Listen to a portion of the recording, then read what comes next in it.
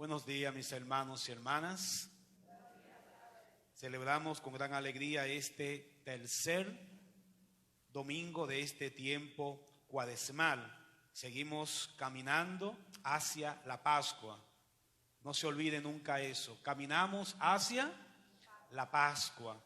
Son 40 días para reflexionar, para convertirnos al amor de Dios, para que podamos llegar purificados a la Pascua. Por eso todos los textos que vamos a ir escuchando a lo largo de estos 40 días es una invitación a convertirnos, a renovar la vida, a limpiar nuestras vidas para que podamos llegar purificados a la Pascua. Porque si no nos convertimos, no podemos llegar a la Pascua. Y el Señor quiere que todos lleguemos, que todos estemos en ese gran acontecimiento salvífico a donde Él a todos nos ha invitado. Y por eso los textos van siempre a insistir en esa dinámica de la conversión, de alimentar y fortalecer nuestra fe. Escuchamos hoy precisamente en esta dinámica, en este tercer domingo, este texto del Evangelio según San Juan, en donde Jesús, celoso por lo que está aconteciendo en el templo, y yo quiero que ustedes miremos este texto en dos vías, en dos realidades. Primero, desde una realidad interior, espiritual propia de nosotros, y desde una realidad comunitaria, que es como tal la vida de la iglesia. Amén. A nivel personal, cuando miramos el texto, vemos a un Jesús en una actitud totalmente distinta a lo que uno está acostumbrado a verle. Siempre que uno habla de Jesús, hablamos del hombre pasivo, el hombre paciente, el lleno de bondad, de amor, de compasión. Y muy pocas veces vemos a Jesús en esta actitud agresiva, ¿verdad? Como tal, de entrando al templo y con la furia que él entraba al templo, y el texto expresa que sacó a todo el mundo. Pero hay que darle una lectura totalmente distinta a la nuestra. No era que estaba furioso ni que estaba enfogonado, sino que sencillamente estaba haciendo lo correcto para que nosotros pudiéramos alcanzar lo que él ha venido a ofrecer. La lucha de Jesús no es en contra de las personas que estaban allí, sino en contra de lo que se estaba realizando. Amén. Por eso hemos escuchado por muchos años en la doctrina de la iglesia que Dios no condena al pecador, sino al pecado. Por lo tanto, todo lo que se oponga al plan de Dios, Dios siempre lo va a combatir. Y por eso lo que Jesús está combatiendo en el templo es lo que se está haciendo como tal en el templo. Y esto que se está haciendo en el templo, como ya le dije anteriormente, es algo que puede estar pasando tanto dentro de mí como también a nivel comunitario en toda la iglesia. Cuando hablamos de nuestro interior, vemos todas las cosas que se estaban dando como tal. ¿El templo para qué es? Entre comillas, sabemos que el templo es el lugar en donde habita Dios. Es el lugar en donde Dios está. Es el lugar en donde la religión se reúne la comunidad para alcanzar a Dios. Amén. Eso debe ser la iglesia. Eso debe ser el templo, un lugar privilegiado. Porque todos los que vienen al templo, ¿a qué vienen? Vienen a encontrarse con Dios. Y se supone que Dios es el que tiene que primar, es el que tiene que estar por encima de todas las cosas. Si usted va a un lugar a comprar pintura, ¿qué es lo que usted espera que haya en ese lugar? Pintura. Pero si de repente el dueño cambia todo el almacén y en vez de comprar pintura lo que comienza a comprar son huevos, entonces usted llegó al lugar equivocado. Entonces eso mismo es la iglesia. La iglesia es el lugar en donde están las cosas de Dios, y nosotros venimos a buscar las cosas de Dios. Por lo tanto, si el templo se desvía de lo que debe ser, entonces ya no son las cosas que voy a buscar las que están, sino otras. ¿Se entiende eso? Amén.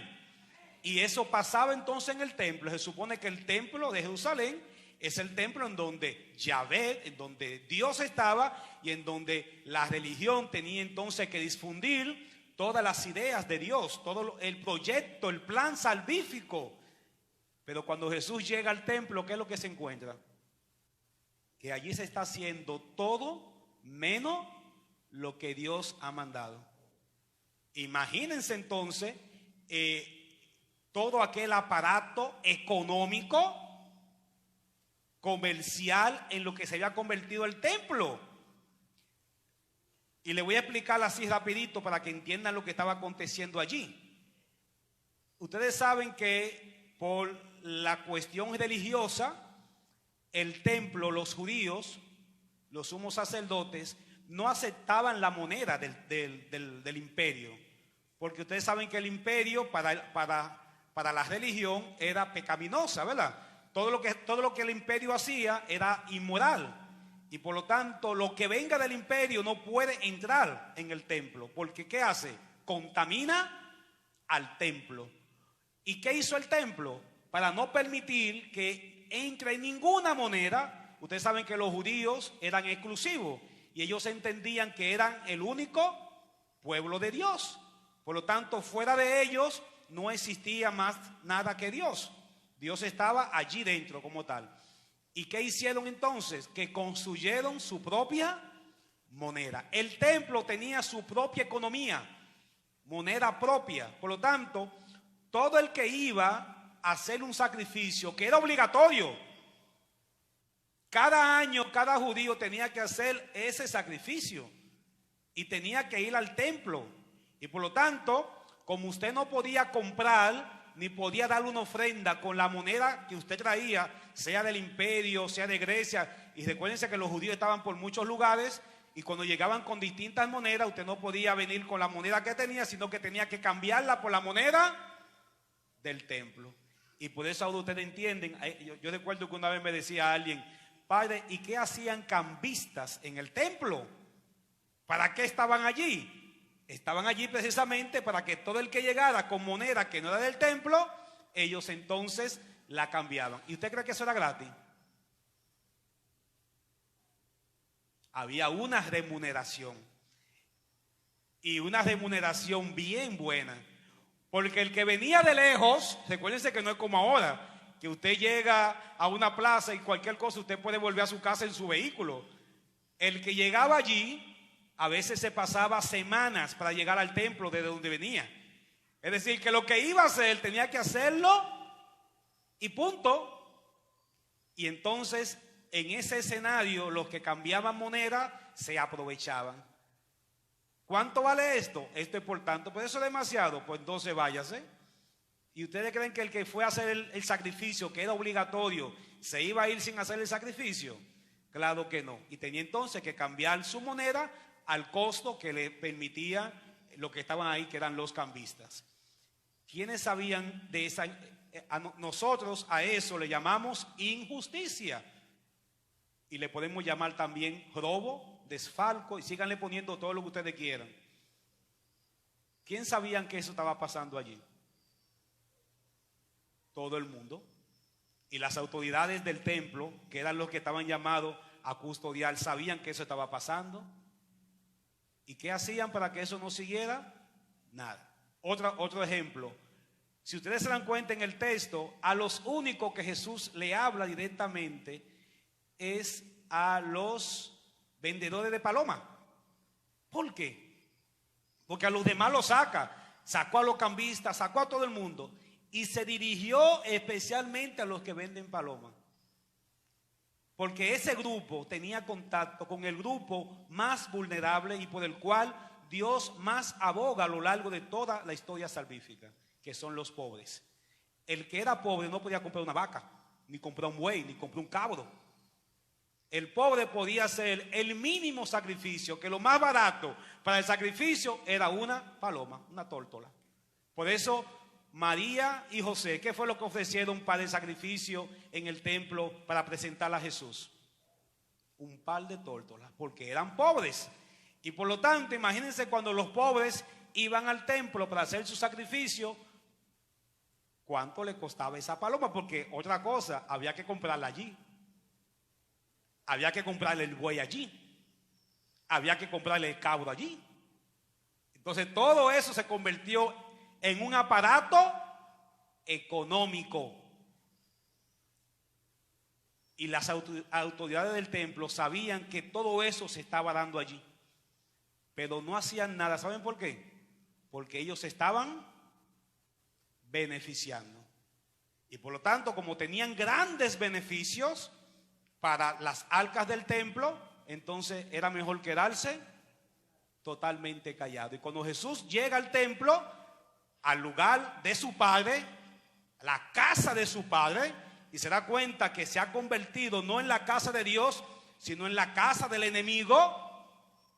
Y para que ustedes entiendan que hay mucha gente que se confunden que por qué esta actitud de Jesús es precisamente por en lo que han convertido la casa de su padre. Por eso el texto dice: el celo de la casa de mi padre me devora. Estaba desgarrado cuando vio todo aquello, y por eso emprende en contra de todos los males que se estaban haciendo en el templo. Y por eso saca, ojo con esto lo que le voy a decir. ¿Qué es lo que nos enseña Jesús en este texto? Que con el mal, con los antivalores, con las inmoralidades, con las cosas que no son de Dios, no se dialoga. Con el mal no se dialoga. Ustedes no ven que Jesús se sentó y que mire, vamos a hablar para ver cómo arreglamos esto. Lo que está mal no se arregla, lo que está mal se elimina. Amén. Y nosotros a veces le queremos poner a lo que está mal, le queremos poner paño tibio. Eso está mal, pero nada. Lo que está mal es mal. Usted no puede ponerle ni está un chin. Eso no existe. Está un chin bien. No está tan mal. Usted ha escuchado esa expresión, ¿verdad? No es tan malo. ¿Y por qué hacemos eso? Porque no queremos aceptar en el fondo que es malo, sino que queremos buscarle algo bueno. No es malo, lo que está mal y punto. Y por eso Jesús en ese escenario no dialoga con el mal, sino que lo que hace, un azote de cordel y ¡fua! Para afuera todo. Aquí hay que sacar todo lo que está mal. Y yo le dije ahorita que vamos a ver esta lectura en dos vías, en un lenguaje personal y un lenguaje comunitario. A nivel personal, ¿qué es lo que nos está diciendo Jesús? Que todo lo que no es de Dios, que se está dando dentro de nosotros, ¿qué hay que hacer con eso? Fuera. Todo lo que es negocio, todo lo que es comercio, lo que es inmoral y que se está dando en mi vida, yo no puedo dialogar con eso. Yo no puedo ahora comenzar a buscar. Déjame ver, yo sé que estoy haciendo esto mal, pero déjame ver cómo. No, hermano, lo que está mal en su vida, usted lo saca y punto. Porque es la única forma de volver a recuperar el templo de Dios. Y San Pablo ya nos recuerda que nosotros somos el templo de Dios, el templo del Espíritu. Y por lo tanto, en mí lo único que debe acontecer son las cosas de Dios. Pero para que las cosas de Dios estén presentes en mi vida, yo tengo que sacar todo lo que no es de Dios. Y miren, todo lo que se está dando aquí también se da en nosotros, en nuestra vida de fe. Todo ese comercio también se da en la vida nuestra espiritual. Nosotros a veces manejamos a Dios a nuestro antojo y Dios termina siendo un aparato de mi propia ilusión, de mi propio egoísmo. Utilizamos a Dios. Tenemos a Dios como un trueque de comercio. Si tú me das tal cosa, entonces yo me entrego a ti. Y a veces no lo decimos, pero la forma en cómo vivimos la fe y en cómo caminamos en la fe, lo que da a entender en nosotros es que estamos negociando con Dios. Un negocio.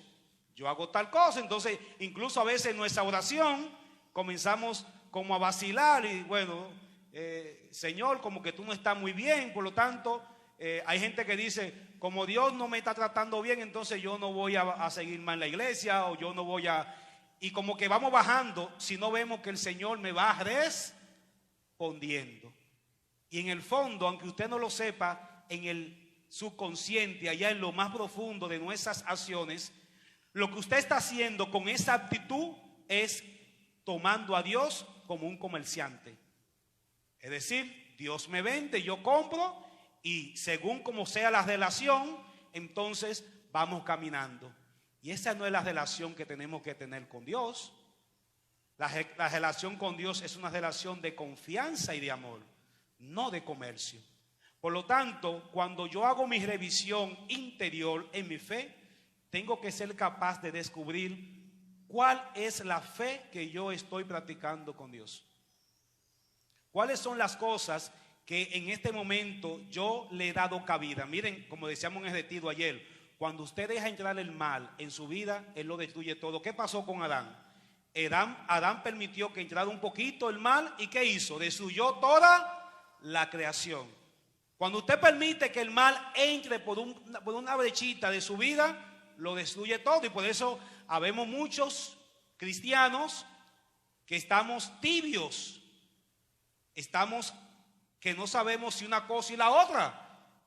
Y por eso entonces, dentro de nuestra fe, permitimos muchas cosas. Hay muchos de nosotros, incluyéndome a mí, que soy el primero, y caminamos en la fe y oramos, comulgamos, hacemos rosario, adoramos al Santísimo, hacemos penitencia, ayuno, una vida de fe muy bonita, paralela a lo que está pasando con mis hermanos. Y habemos muchos de nosotros que vivimos una fe, pero permitimos que se den las injusticias. Entonces, por ejemplo, yo estoy en un trabajo o yo estoy en torno a grupos en donde yo sé que se está practicando cosas injustas e inmorales. Pero eso no le pongo ojo, ¿verdad? Eso lo dejo ahí, sigo mi fe, tranquilito, y eso no le pongo la mano. ¿Usted cree que eso está bien? ¿Usted cree que yo puedo llamarme que soy el templo? Es lo mismo que está pasando aquí. No eran los sumos sacerdotes los que estaban haciendo los negocios, ellos estaban allá adentro. Pero para los efectos, si alguien le pregunta, ellos hubiesen dicho, pues no me di cuenta. No te diste cuenta que estaba allá afuera, estaban haciendo todo ese negocio. Y estaba toda esa inmoralidad y toda esa injusticia. Y tú no hiciste nada. Y para los efectos, ellos no son culpables. Y así también nosotros somos así, que en torno a nuestra fe se están dando muchísimas situaciones inmorales, injustas y de toda la índole. Pero nosotros nos hacemos de la vista gorda y dejamos que eso sigan. Como no soy yo que lo estoy haciendo, yo sigo aparte con mi fe. ¿No, hermano? Usted está profanando el templo porque usted sí lo sabe. Y las cosas de Dios no pueden acontecer si usted sabe que se están dando esas cosas allí. Amén. Y por eso cuando Jesús llega a nuestras vidas, ¿qué es lo primero que nos está diciendo? Hay que vaciar la casa, hay que sacar todo eso que hemos permitido que entrara en nuestras vidas y que ahora ha profanado nuestra fe. ¿Cuántos de nosotros católicos, cristianos, cuando tenemos que defender las cosas de Dios, nos quedamos callados porque no queremos que se dañen nuestros intereses? Y le voy a poner ejemplo sencillo. Cuando toca defender, por ejemplo, el aborto, que a vista de cualquier iniciativa divina no cabe. Por donde quiera que tú lo mires, y causales, menos grave, por donde quiera que tú pintes el aborto, Dios no lo va a permitir. Y ustedes ven que en cada lugar siempre lo van como poniendo, como decorando, ¿verdad? Y le ponen aquí, no, que miren que esto, que en tal situaciones que se puede permitir, Dios no va a permitir que nadie tome control de la vida, porque Él es el único dueño de la vida. Amén. Pero nosotros, llamados cristianos, que hemos profanado el templo, Cuando nos toca entonces defender, hacemos lo mismo que está pasando aquí en el templo. Nos quedamos tranquilitos y cuando nos dicen, ¿qué tú crees del aborto?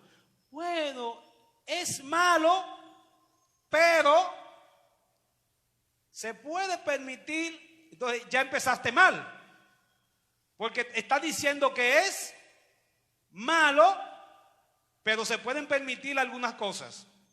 Si es malo, ya es malo. Amén.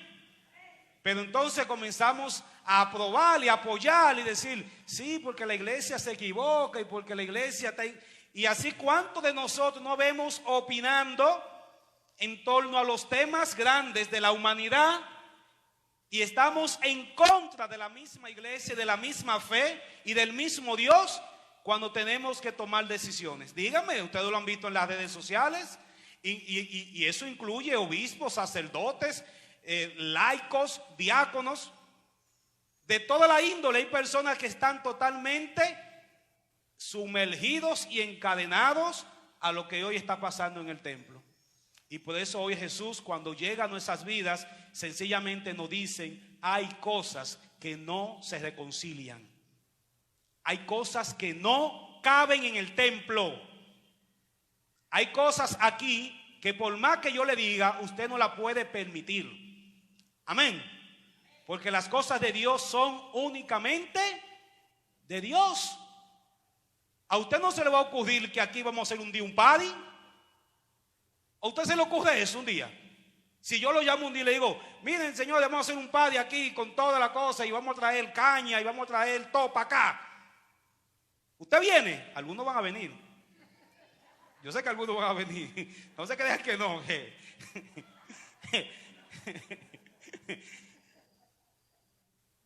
Pero lo que está mal no se puede hacer. Ahora, ¿cuál es el problema? Que si tú tomas la plataforma de donde todo debe hacerse bien para hacer cosas malas, lo que es mal se convierte ¿en qué? En bueno. Entiendan lo que le dije. Si la plataforma desde donde debe hacerse lo bueno se toma para hacer cosas malas, lo que es malo practicado en el lugar donde se hace lo bueno se convierte en algo. Eso pasaba en el templo, porque si ¿qué dice la gente? Bueno, si se hace en la iglesia, porque ¿qué se supone? Que aquí todo lo que se haga sean cosas de Dios. Y si desde aquí comenzamos a hacer cosas que son malas y las hacemos aquí, ¿qué van a decir los que vienen a la iglesia? Bueno, si lo hacen en la iglesia y si el Padre lo permite, se supone que eso es bueno. Y entonces comenzamos a practicar como bueno lo que es malo, porque ya lo hemos legitimado, ya le dimos legalidad en el lugar en donde deben hacerse las cosas legales como tal. Entonces por eso cuando tú llegas al templo y te das cuenta que todo eso está pasando, todo el que llegaba allí decía, bueno, si en el templo permiten que vendan los bueyes, que vendan todo esto, pues no hay ningún problema. Y cuando Jesús llega, viene precisamente a denunciar. Lo que Jesús hace es una denuncia. No podemos convertir el templo en otra cosa que no sea en la casa de Dios. Amén. Y para eso tenemos que luchar todos. Y tenemos que cuidarnos de todas las cosas que podemos hacer. Porque miren, cuánta gente no anda haciendo cosas en nombre de la iglesia. Un montón de cosas en nombre de la iglesia, porque la iglesia supuestamente se lo permite. ¿Y eso es verdad? No. En el fondo, tal vez fue alguien que no tuvo en el momento el coraje que tuvo Jesús de meterse con un látigo y comenzar a sacar cosas, y lo que hizo fue que lo permitió, y como lo permitió, se siguió practicando y eso se asumió como bueno y válido. Y ahora esas prácticas se siguen realizando al interno de la iglesia y seguimos arrastrando todo eso. Y por eso yo le estoy invitando, queridos hermanos, a ser fieles al mandato de Dios. Aunque se lo diga yo, y ojo con lo que le estoy diciendo, aunque se lo diga yo, lo que está mal usted no lo debe hacer. Amén. Porque a veces la gente tiene, no, pues lo dijo el Padre. Yo he escuchado eso mucho. No, lo dijo el Padre, ya, si el Padre lo dijo. No, hermano, lo puede decir el Papa. Lo que está mal y punto. Porque mi fe, tu fe no es conmigo. No soy yo el que te voy a salvar. El que te va a salvar es Dios. Por lo tanto, a quien tú tienes que obedecer es a Dios. Y cuando tú te das cuenta que el que está al frente ha perdido el camino de Dios, entonces en ese momento tú tienes que ser también valiente como Jesús para tomar un látigo y decirle a esa persona que está al frente, saca de su vida y saque del templo lo que no es de Dios. Amén. Porque fue lo que hizo Jesús. Jesús no era el sumo sacerdote del templo. Jesús llegó allí como un judío más, pero se dio cuenta que en la casa de su padre se estaban haciendo cosas que no eran de Dios. Y por lo tanto actuó como un cristiano, conforme a su fe. Y eso es lo que tú y yo tenemos que hacer. No importa quién lo diga, lo que no es de Dios y lo que no debe hacerse en tu vida de fe, porque dije dos cosas, en tu vida personal y a nivel comunitario, no se puede hacer. Entonces, ¿cuántas inmoralidades? Ahora comiencen ustedes a pensar, ¿cuántas inmoralidades a veces permitimos en nosotros? A veces pasan las cosas malas y nosotros nos quedamos tranquilitos como que no pasa nada, ¿verdad? Vemos dos personas haciendo tal cosa, aquel haciendo esto, y ustedes saben, no quiero entrar en detalles para no escandalizar, pero saben lo que me estoy refiriendo. Entonces, lo que hacemos es que nos quedamos tranquilitos y no hacemos nada. Y eso no es fe. Si usted ve, por ejemplo, ustedes vieron en estos días como salió en la prensa un sacerdote que cogió una iglesia en Estados Unidos para hacer una película porno. ¿Ustedes no vieron eso? Eso no tiene ni 4 meses. Con 2 actrices porno en el altar para hacer una película porno, porque le iban a pagar mucho dinero. Y tuvo la mala suerte de que un laico que vio la iglesia prendida de noche y dice, ¿qué hace la iglesia prendida de noche? Y se acercó por la ventana de la iglesia, y cuando ve la acción llama a la policía llega y encontró al cura haciendo la película porno en la iglesia. Búsquenlo en internet, eso está ahí. Entonces, cuando tú ves eso, ¿qué te da a entender eso?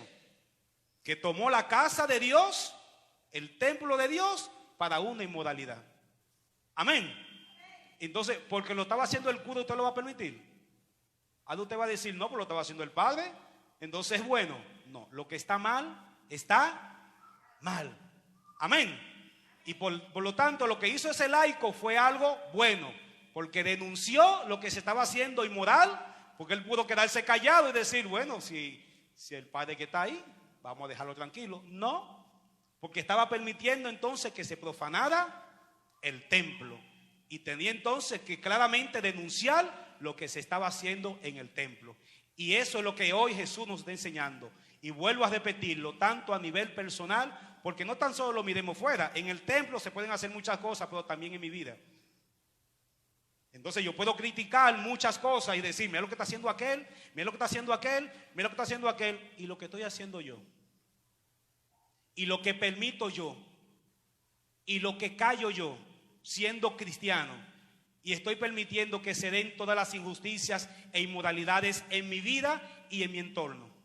Y por lo tanto, ninguna de las dos cosas se pueden permitir. ¿Usted quiere llegar a la Pascua? ¿Quiere llegar al encuentro con Dios? ¿Quiere llegar a la presencia de Dios? Por lo tanto, tenemos que comenzar a limpiar la casa, porque tenemos que llegar a ese día, en ese momento, purificados totalmente en nuestro interior. Y si en nosotros y en la comunidad se están dando cosas inmorales e injustas, entonces las cosas de Dios no se van a hacer presentes. ¿Estamos claros con eso? Así que todo va a depender si realmente tú y yo tenemos la ilusión y el deseo de llegar a la Pascua. Si para nosotros las cosas de Dios son importantes, si para nosotros Dios es importante, yo quiero llegar a la Pascua. Yo quiero llegar a ese momento del encuentro con el Señor, en donde yo pueda presentarle mi corazón totalmente para Él. Pero para eso tengo que comenzar a trabajar en mí. Para yo poder entregarme a Dios, primero trabajo en mí. Y tengo que sacar todo lo que no es de Dios, que no es una cosa sencilla, porque significa de que tengo que oponerme. Y vamos a ver más adelante un texto: niégate a ti mismo y carga con tu cruz. Tengo que negar todo en mí que no es de Dios. ¿Y usted cree que eso es fácil? Ya estamos acostumbrados a muchas cosas que son ya un estilo de vida y que ya son formas de vida. ¿Y cuántos de nosotros estamos en lugares en donde se están dando cosas perversas? Empresas, escuelas, grupos. Y estamos allí, muchos cristianos que están metidos en esos grupos, que se están dando cosas totalmente perversas. Pero estamos allí, calladitos, sin que nadie sepa lo que somos. Y por un lado vivimos nuestra fe, y por otro lado permitimos que esas cosas se sigan dando, porque no queremos. Es como aquel que dice: Dios, yo camino contigo, pero no te metas con lo mío. Es decir, yo no quiero que cambie nada en mi vida, pero quiero caminar con el Señor. Y no, hermano, si tú decides caminar con el Señor, tienes que tener la certeza de que Dios se va a meter en tu vida. Dios se va a meter a cambiar tu vida, definitivamente. Porque Dios no viene a tu vida de paso ni de vacaciones. Dios viene a transformar. Amén. Y por lo tanto, esa idea de que Dios se queda en un lado y yo me quedo en el otro, si tú vas a seguir al Señor, tienes que estar consciente de lo que Dios va a hacer. Y así que finalmente estar custodiando y estar pendiente de todas esas acciones que no son de Dios, tanto en nuestras vidas como al interno de la iglesia, para que no convirtamos. Y esto no es para mal. Jesús se mete al templo y Jesús no se mete sencillamente a atropellar. Simplemente le está diciendo: miren, no conviertan. El que usted venga donde el Padre le diga: Padre, eso no se puede. Entonces usted no está en contra del Padre, porque yo me puedo equivocar, yo puedo perder el rumbo como ser humano. El demonio puede meterse como se metió en ese cura, y se puede meter en la vida de cada uno de ustedes. ¿O usted cree que yo soy exclusivo, que yo no tengo cabida en todo eso? Claro que sí, todos tenemos cabida. Y por lo tanto, cuando alguien se equivoca, hay que corregirlo. Amén. Y cuando uno ve en la prensa y ve todo esto, muchas veces en lo que se ha convertido muchos lugares de nuestra iglesia católica, y también al externo de la iglesia, en las iglesias protestantes, tú te das cuenta que a veces lo más importante, como dice hoy la primera lectura, no es Dios, que es el decálogo de los mandamientos. Dios por encima de todas las cosas. Y ojo con lo que les voy a decir ahora, y anoten esta expresión. Desde la iglesia y desde la fe, si Dios está, se pueden hacer muchas cosas buenas. Desde la iglesia y desde la fe, si Dios está, en primer lugar, se pueden hacer muchas cosas buenas. Pero desde la misma iglesia y desde la fe, si Dios no está, también se pueden hacer muchas cosas malas. Amén. Va a depender en qué lugar está Dios. Si ponemos a Dios en un segundo lugar, entonces desde la iglesia y desde la fe, ya usted sabe, y no tengo que decirle todas las cosas que a veces hemos vivido, ¿verdad? Y que hemos visto que se dan a lo interno y a lo externo de nuestra iglesia. Tanto a nivel económico, cuando tú ves que se toma la iglesia para iniciativas totalmente contrarias a la fe, para incluso desfalcar a personas para atraer ganancias y fortunas. Y eso no es de Dios. Así que ojo, vamos todos a despertar, vamos todos a caminar para que lleguemos y purifiquemos a nuestra iglesia, purifiquemos nuestra parroquia y purifiquemos nuestras vidas. Que el Señor nos dé esa fortaleza y sobre todo que nos dé la luz del Espíritu Santo, que venga Él a iluminarnos para que podamos ver con claridad las cosas de Dios que hoy tenemos que hacer para poder caminar en su presencia. Que Dios le bendiga.